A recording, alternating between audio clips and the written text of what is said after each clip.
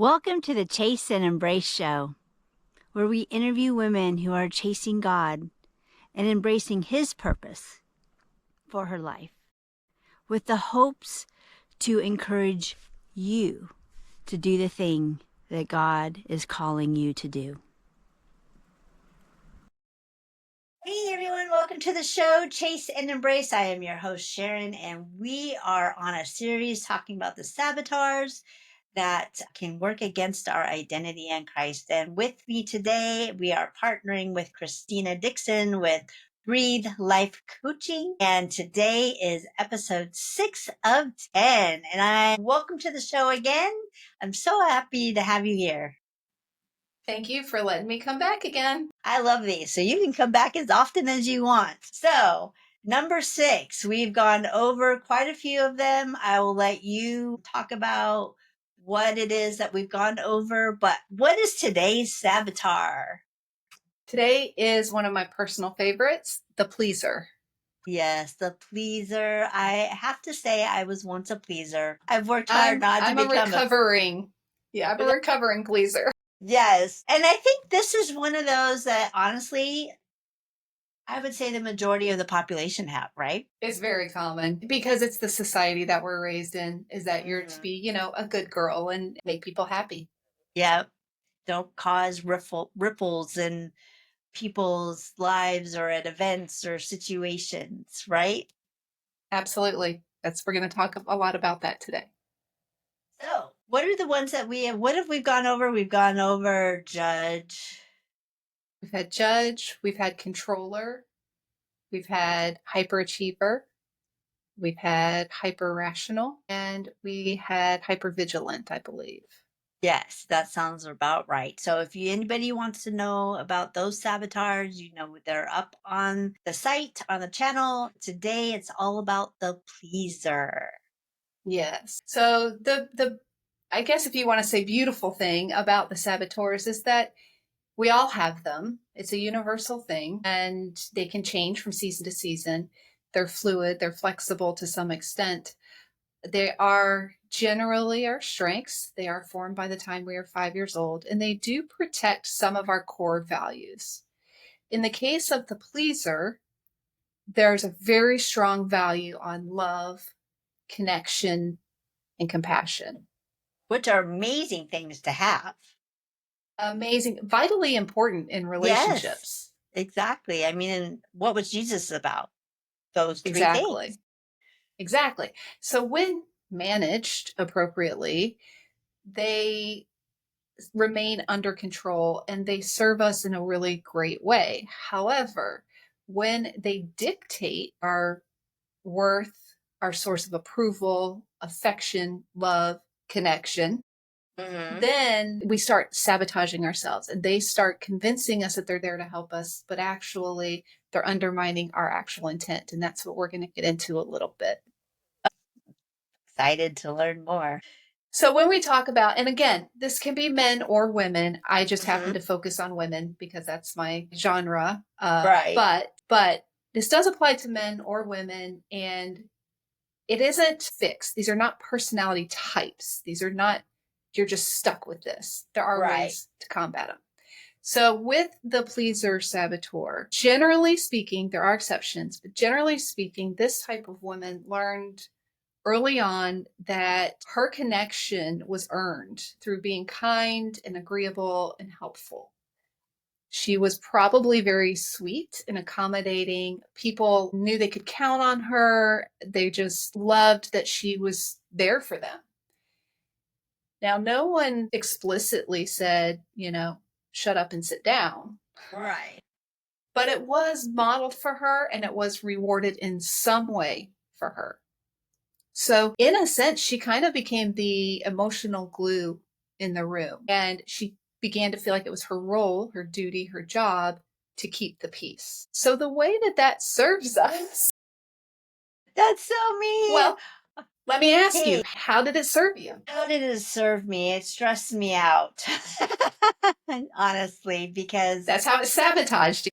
Yes, that's how it sabotaged me because I wanted to keep the peace. And, in a room full of people, it's really kind of impossible to always keep the peace. And so peace is where I like to live. But Jesus is teaching me that peace is not always possible, because look at Jesus' life, right? Jesus' life there's nothing peaceful about his life, except for he was able to control his pleaser. So it serves me in a way that I'm accommodating to people. I understand their feelings. I have empathy. I am a good mediator between the two people, that if there's any angst between people. But it also, if I let it control me, and I'm pretty good at not doing this now, but if I allow it to control me, then I'm stressed out all the time. I'm not having fun and I'm worried about everybody else. And I'm not enjoying myself. Yes, you nailed it. It serves her. It's the pleaser works to build harmony. We become a safe place for other people. The issue when it gets out of control is that we erase ourselves and Yes. we take pleasing to a sacrificial level way beyond what it's intended to be. And so then we don't want to say no, so we overcommit, even though we build resentment by doing that because we don't really want to do it. We're doing it because we feel we have to, or else we'll be rejected and we won't be loved. We silence ourselves in relationships. We just sort of stuff it. The pleaser saboteur is a really good stuffer, which is not healthy, not good for us. We feel guilty for things that aren't ours to feel guilty for. Yeah. You hit the nail on the head with boundaries. We do everything we can to avoid even necessary boundaries. The saboteur will tell us that we cannot have those if we're going to be loved and accepted.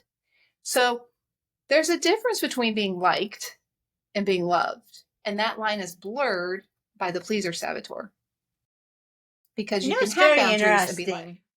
Yeah, it's very interesting. So, as you know, and some of the people who have viewed this, I used to be a software owner. And so we had customers, and we had the reputation that we would take our software and we would develop features that this particular audience wanted. And so often it would there would be conflicting. So if we added it, we would make this customer happy, but if we added it, we wouldn't make this customer happy. So you know what we did? We added toggles. You could toggle it on or you could toggle it off. But it just became the software became so overwhelming with personal ideas of what they wanted that it wasn't collectively whole. So the pleaser can also work against you in a business setting as well. Absolutely. Yes. So all of these saboteurs impact our well being. They impact what we think of ourselves, what we think of others, and how we interpret the world around us. So all of those affect that. And we know that everything's relational. So Yes. if it impacts relationships, it matters. It matters to Mm-hmm. God and it should matter to us. Yes. So when that pleaser saboteur is really strong, you kind of touched on like, I have to make everyone happy or I come off as being difficult or selfish, or they'll be disappointed in me, or I might lose this relationship, or I might Exactly. upset them. Right. So even in the business, you want to keep your clients happy. You might lose that Yeah. relationship. Right. So now that doesn't mean that she's not genuine and authentic in her kindness. She is. It's Mm-hmm. just that it's when it becomes that requirement of worth, when you are worthless without it, that's when we're in the danger zone. Yes. And that all comes from all the saboteurs are fear driven. And one thing too that as I was praying before we started this podcast that God kind of wanted me to touch on was when you think of it this way, all the saboteurs are fear based. All emotions essentially come down to two: fear and love. We know perfect love outcasts fear. Right. But in order to have faith, you have to have trust. Mm. Fear is the erosion of trust. Yes. So what happens when we're in our saboteur mind is we don't trust others. We don't trust our circumstances. but we also don't trust ourselves. And in return, it's very difficult for us to be faithful because we don't ultimately trust God. And that's a really hard truth to hear, but it is the fact, because you It cannot is. have fear and trust in the same arena. And I It's think true. that's why the Bible says 365 times, do not be afraid, because where there is fear, there is a lack of faith. And it's really, really tough.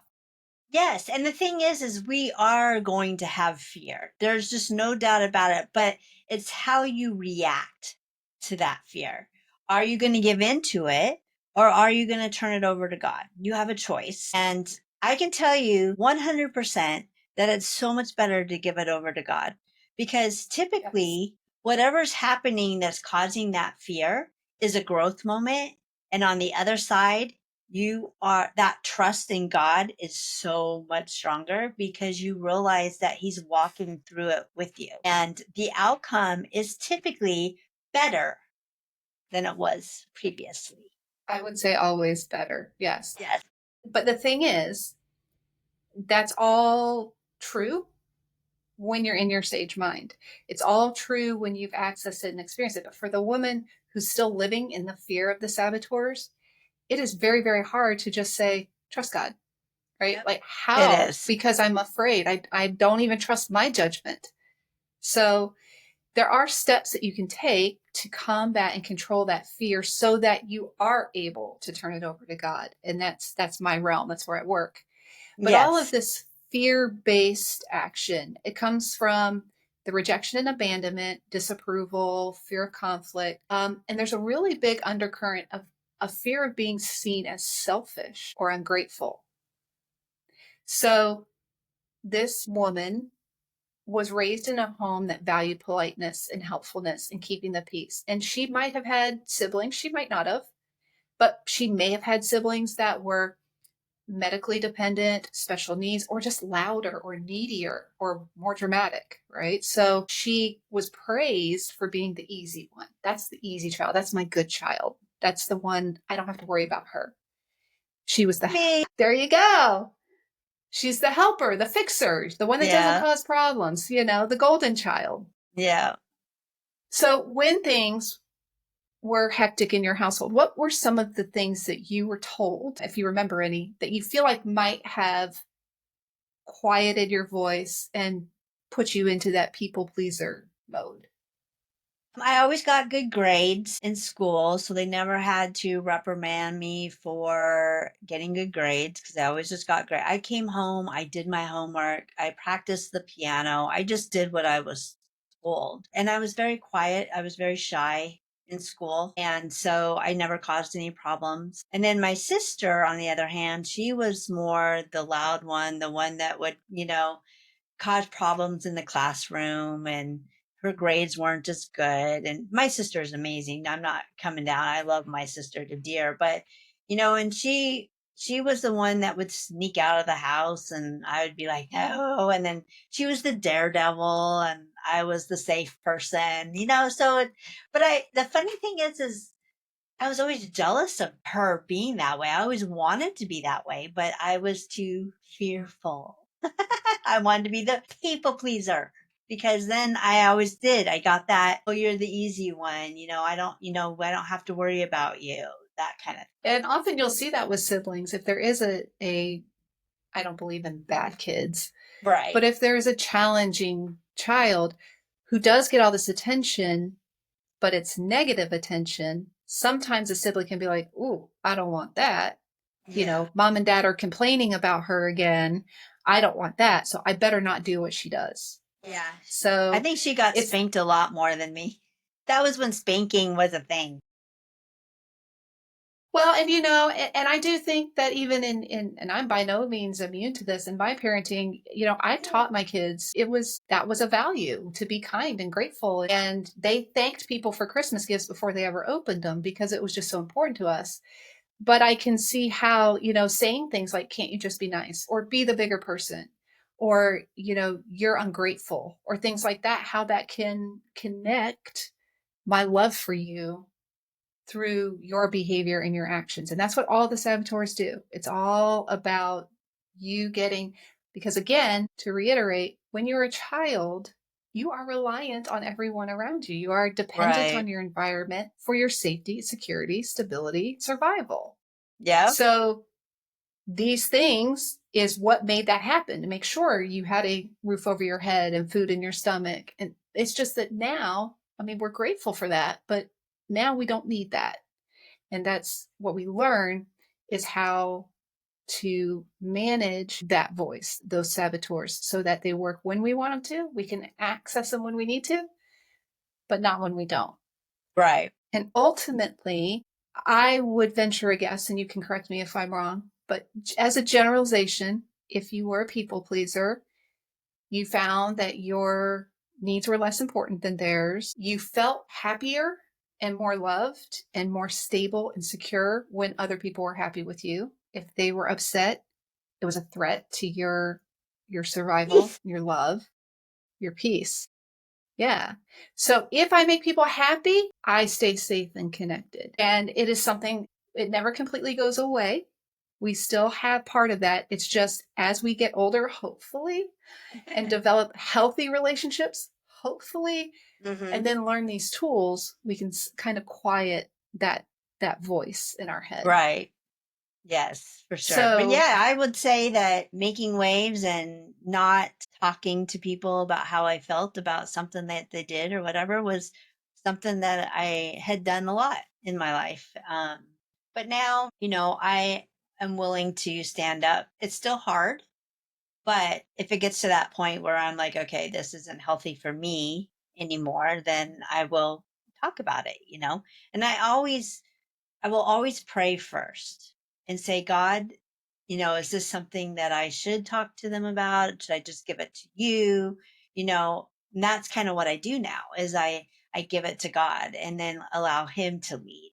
And 9 times out of 10, if not 10 out of 10, that person, if they're connected with God, will come back to me and say something and then be like, I should have done this a long time ago.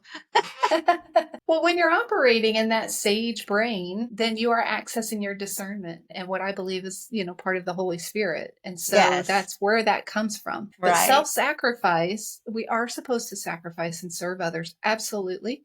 But self-sacrifice, when it becomes your survival strategy, there's nowhere in the Bible that we're told to do that.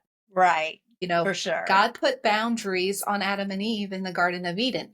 He didn't do that to hold them back. He did it for their protection. Right. And for sure. he enforced those boundaries when they got crossed. Yep. He did. So the good news is it's not hopeless. You can absolutely learn to love others without losing yourself. You can find a way to feel safe with speaking your truth without fearing rejection. It's You okay. don't have to. Yeah, you can find ways to say no. Yeah, you learn that no is a complete sentence, and you learn that adults inform, children explain. So when you say no, it can stop there. You don't need to over explain or apologize for existing. It's not necessary because you're not a child anymore. Right. It's amazing how it takes us a while to get to that place, though. Like anytime you feel like you're going to disappoint someone, you want to explain, but you don't really need to. And sometimes that just makes it more complicated as an adult. Well, you have to keep in mind that your saboteur brain, it's your autopilot. It's your autopilot brain. So you've had, however old you are, many years of operating in that system. And so there's ways to change that system, but it takes practice, and it's nothing that you ever completely master. It's not like you never are a people pleaser again, or you never have a tendency to do it, or it never comes up for you, right?